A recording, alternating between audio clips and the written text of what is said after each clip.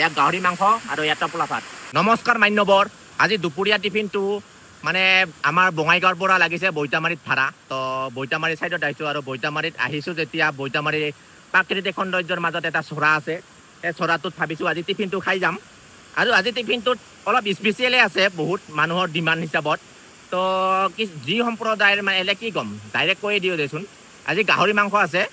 তো যিসকলে গাহৰি মাংস নাখায় সেইসকলে ভিডিঅ'টো মানে স্কিপ কৰিব। আপোনালোকৰ আস্থা হওক বা আপোনালোকৰ মানে যিয়ে নহওক সন্মান কৰোঁ, সকলোৰে নচলে।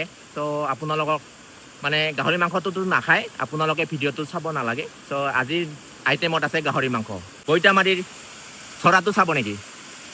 ইয়া কি মজা! এয়া হৈছে আমাৰ বঙাইগাঁৱৰ প্ৰাকৃতিক সৌন্দৰ্য। আচলতে এয়া আমাৰ বঙাইগাঁৱৰ প্ৰাকৃতিক সৌন্দৰ্য। চাওক কি মজা। নমস্কাৰ মান্যবৰ, আজি টিফিনটো ওলাম। তো টিফিনটোত কি আছে চাব। তো আজি টিফিনত এয়া টোপোলা ভাত আৰু ইয়াতে আছে গাহৰি মাংস।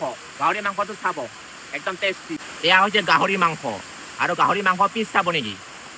অ' মাই গড, মজা। তো এয়া গাহৰি মাংস আৰু এয়া টোপোলা ভাত।